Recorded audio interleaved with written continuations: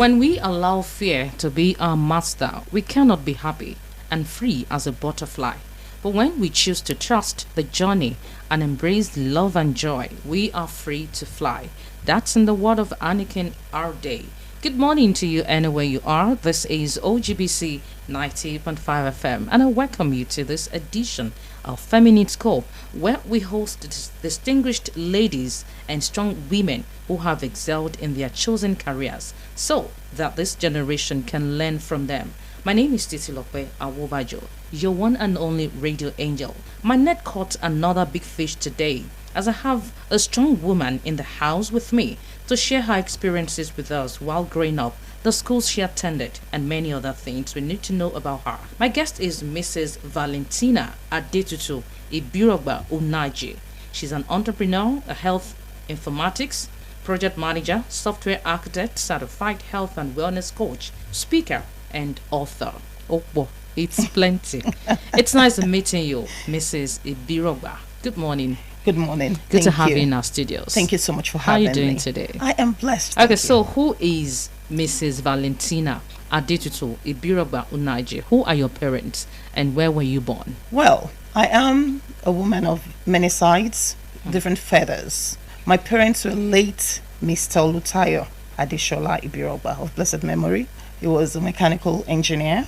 And my mother, she's still alive. I have 85 and young. Wow. She is Mrs. Francisca Cecilia Modupe Ibirogba. I was born in the city of Ibadan. Ibadan Misiogo. Ibadan Misiogo. Ibadan kini so. So ni kilo fi joko kusinsia ni.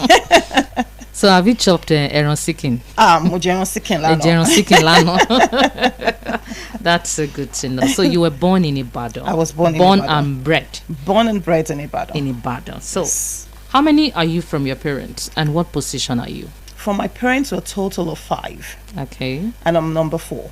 How many male, how many female? 2 males and 3 females. Okay, so you happen to be number 4. I happen to be number 4. And the last for my mother.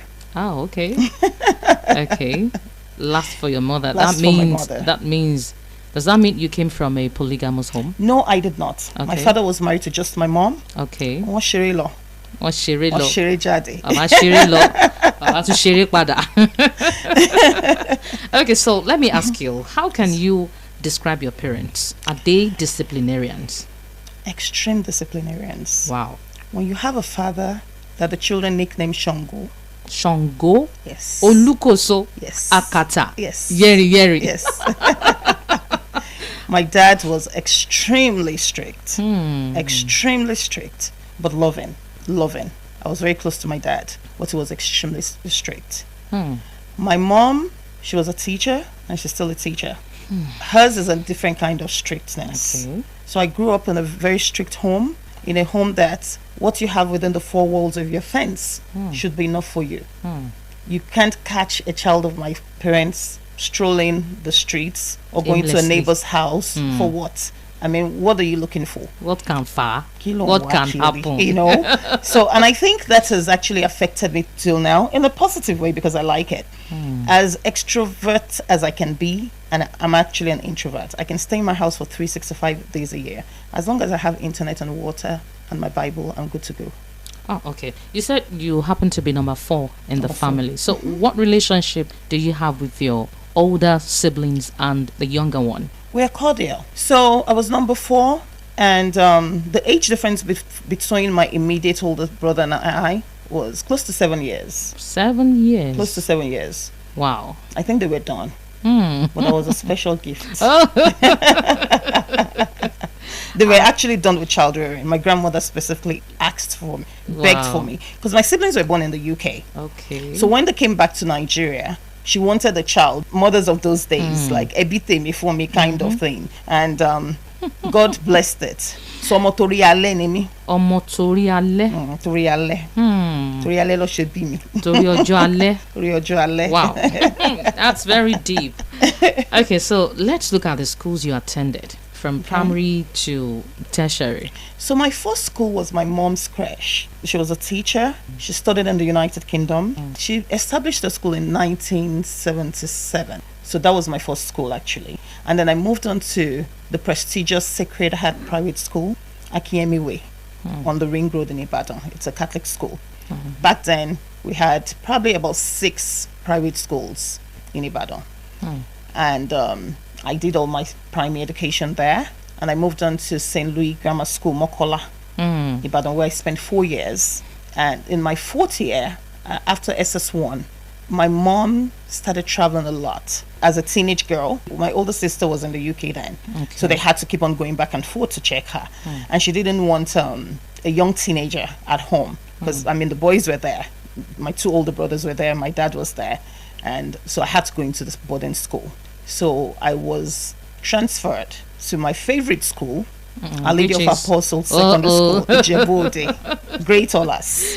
So my mom attended Olas. She was part of the second set of Olas. Okay. So I went to Olas, and that's where I graduated. Okay, so what about your tertiary So education? I moved on to Osun State College of Technology, SRK.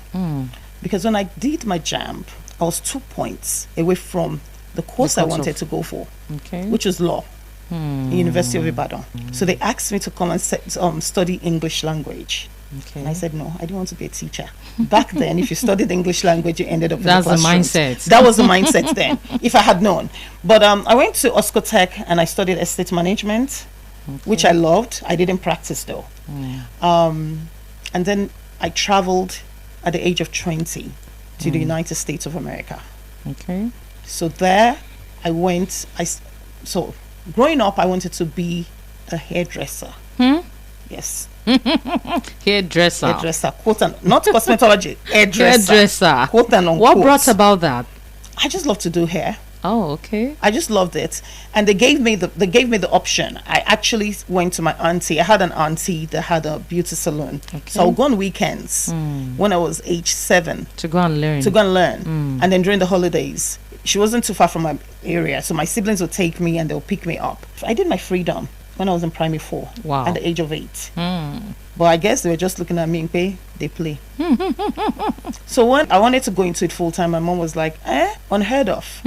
Because then, if you are a hairdresser, that means you drop out. Yes. You're not well read. You're not well read. You don't come from a good home. That was the mentality then. So the moment I got on my own and I got to San Diego in California, the first school I went to was a cosmetology school. Wow, just to fulfill your dream. To fulfill my dream. And then I moved on to Cameron University in Oklahoma, where I studied journalism and public relations. So you are a journalist? Yes, I am. Wow. Though I didn't practice. Okay, I remember I read that in the introductory aspect of that. You are a journalist, although you didn't practice. I didn't practice. Okay, now let's look at way back in school, probably primary, secondary, or tertiary. Can you still remember some of your friends, and do you still have existing relationship with them? Absolutely. Okay, who are they? One of my closest friends from primary school is Titilope Awobajo. She was one of the core team members at my event yesterday. Okay. We're still from primary 5 and 6 till now. Yes. Wow, I like that. 5 and 6. If I wake up in the middle of the night and I need something, if I call her, she'll be there for you. She's always there for you. She's always there for me. Okay. Secondary school.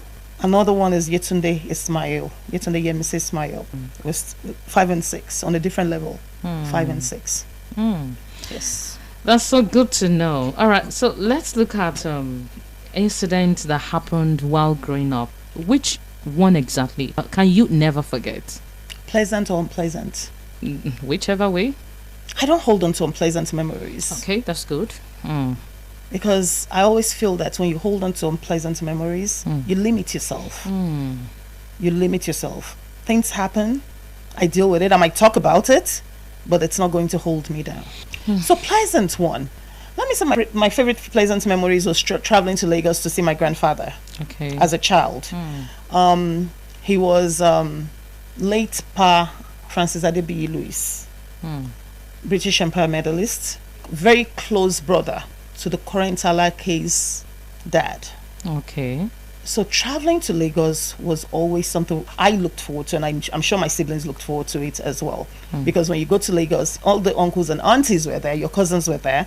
We always had a very big full house family. It's you can go to anybody's house And many people don't have that these days anymore, unfortunately. Yeah, so I would say that my holidays in Lagos, especially driving the Lagos-Ibadan Expressway and just seeing those bushes, the long road. Yeah. And always staring at the bushes as the car is moving. And the car is moving as a child. You were sitting at the back and looking like, okay, when are we going to get there? Shatidebe. But then as you approach Lagos, and I see that bridge in Yaba, he lived in Yaba. It's like, I know, okay, we're home. Yes. Okay, so when and where did you start work? I always say my first experience was during my internship, and that was in Lagos. Bolutokun. This was a real estate company. But then when I got to the United States, I was a flight attendant for American Airlines for 13 years. I did some little works, while in school.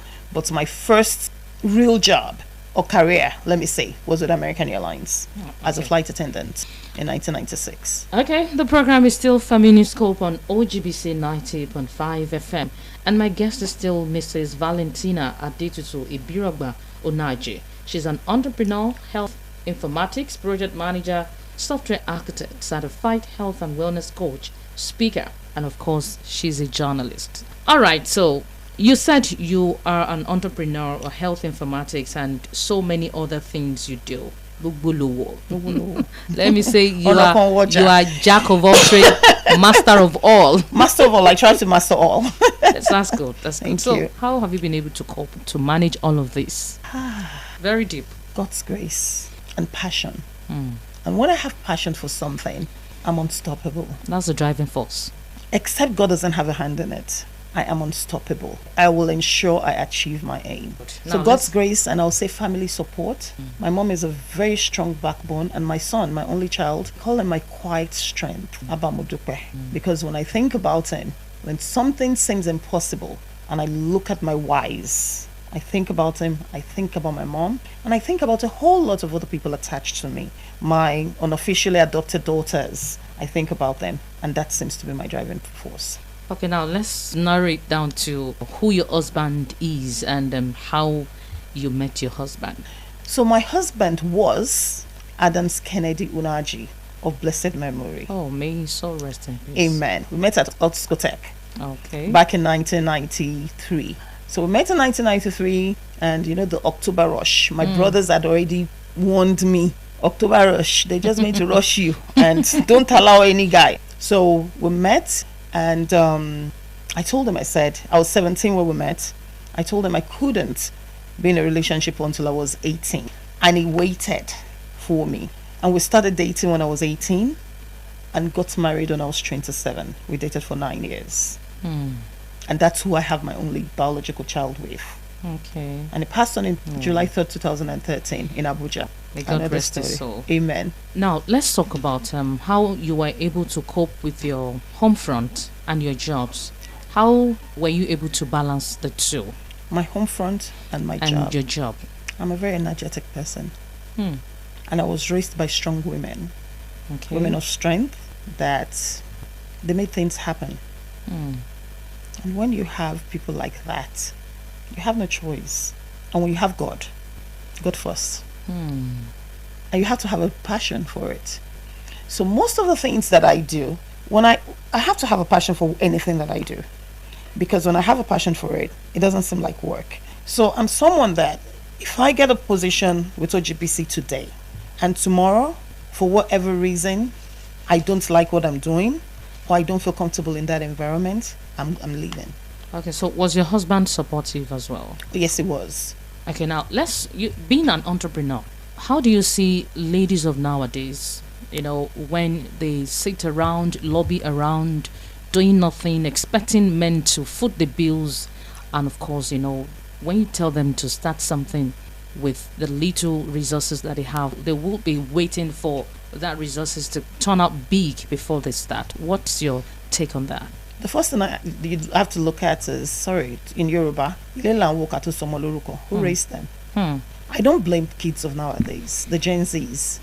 I don't blame them. Who raised them? That's the question. Because I'm raising a Gen Z.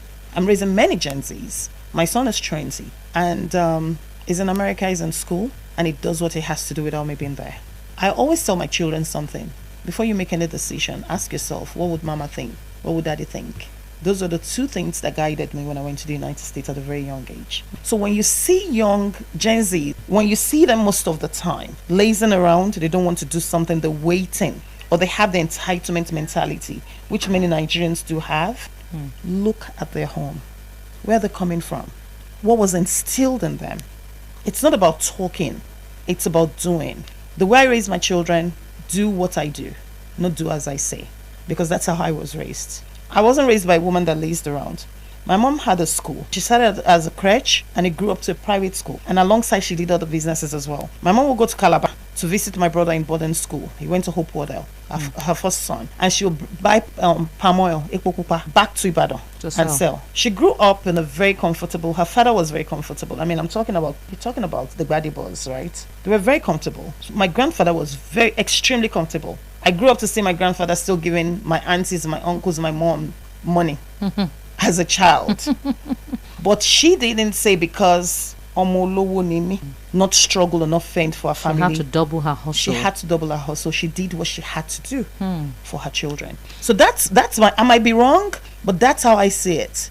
Who raised them? Who is raising them? Are they allowing social media to raise the children? Because social media has a lot of impact in what kids do today. Fake life. They see the fake celebrity lives on social media. They want to be like them, not realizing that picture perfect. That's what most of those things are. Now, talking about who raised them, yes, let's look at older generation parents and then the present generation parents. What can you say about that? Older generation parents, our parents, yes, were too strict. What I try to do is I try to balance up. Like, they were too strict. For instance, with my mom, sometimes we have this disagreement on how I'm raising kids, on how she raised me. Because my mom will want to cook. Okay, so we had this conversation last week. Ogi. So we make our food at home.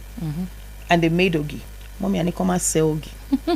That what? You cannot feed children of nowadays the way you fed us. You like it? Do your own separately and let the children sieve their own.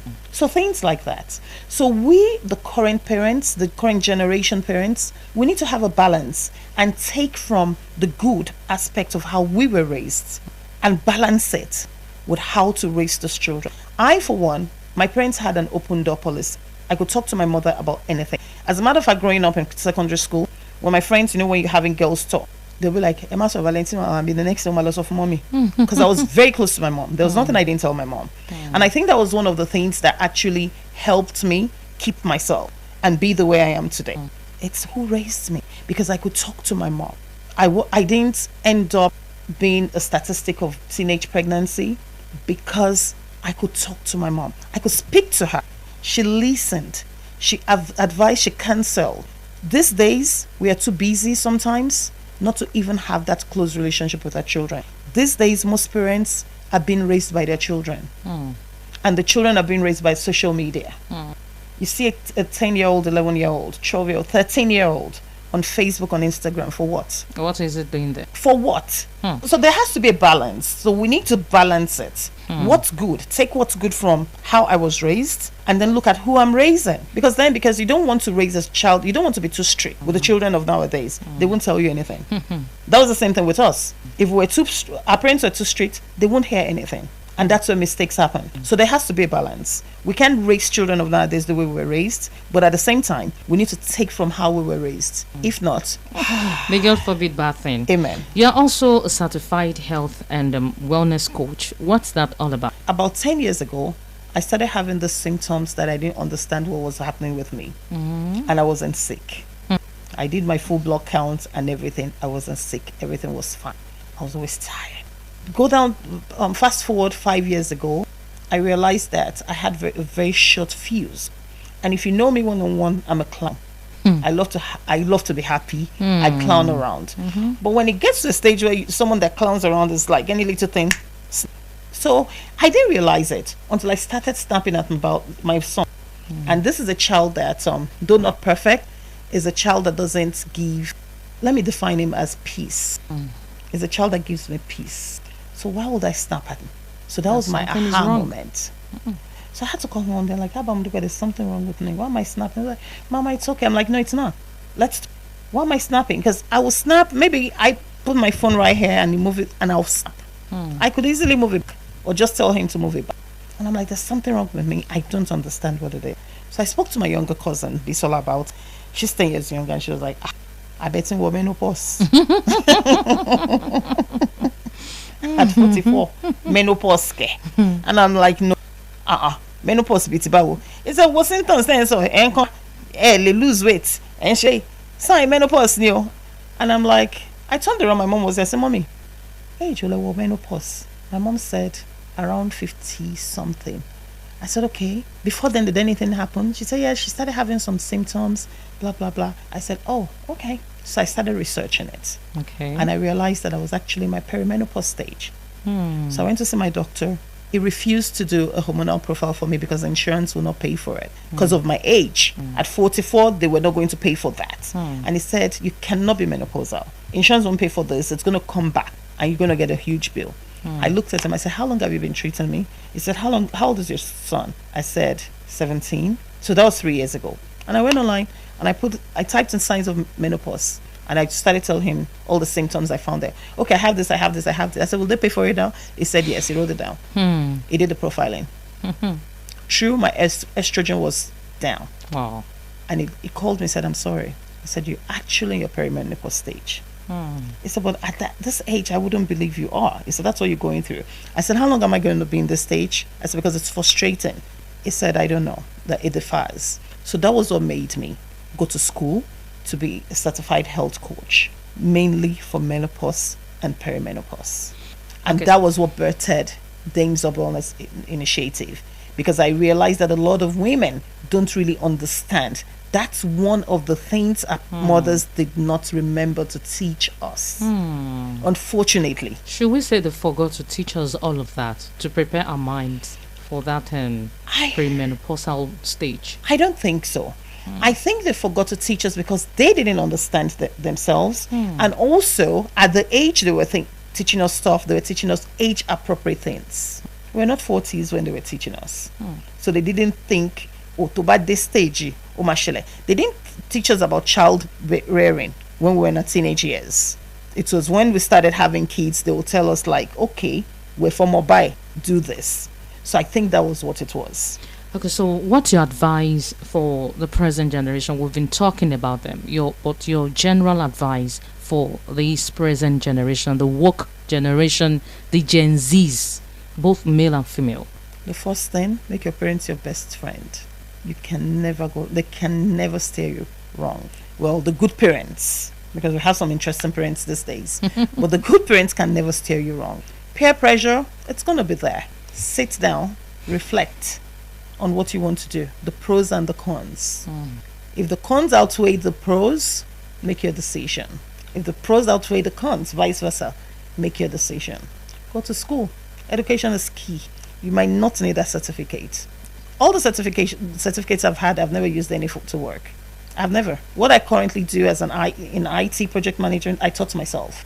Except for the health and wellness thing, but it's not an income generating thing for me. It's a non-profit. It's to reach out to people and help people. So education, it's not a scam. No, because they say education is not a scam at all. Adulthood is a scam, but education is not.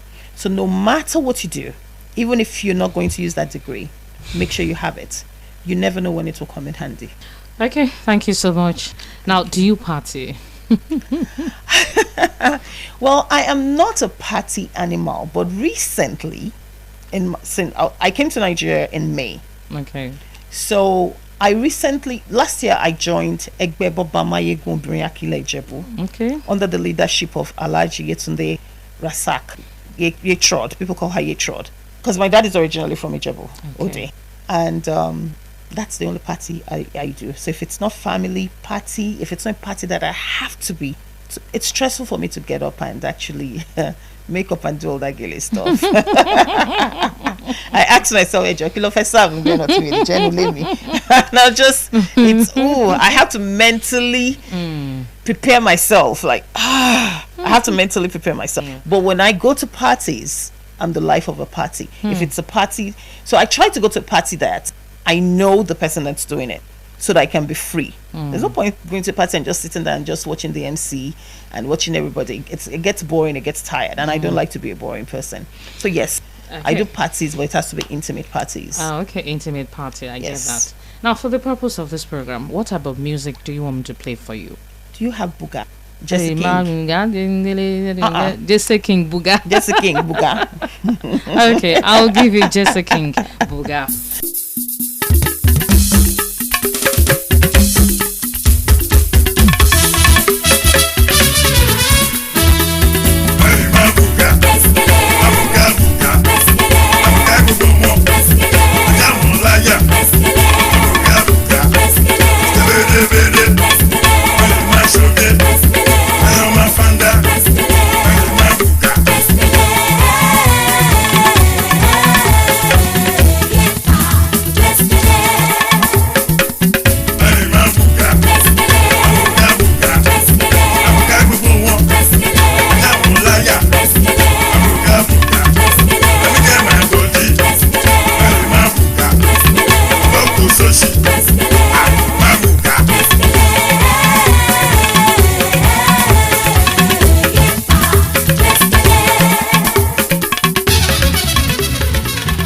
This is how far we will go on today's edition of Feminine Scope on OGBC 90.5 FM. I thank my guest again, Mrs. Valentina Ibirogba-Unaji, an entrepreneur, a health informatics project manager, software architect, certified health and wellness coach, speaker, journalist, and author. I also thank my producer, Temilade Tijani, assisted by Fumilayo Akintoye. My studio manager, Yemi Serukudi. My name is Titilope Awobajo, your one and only radio angel. Do enjoy the rest of your weekend.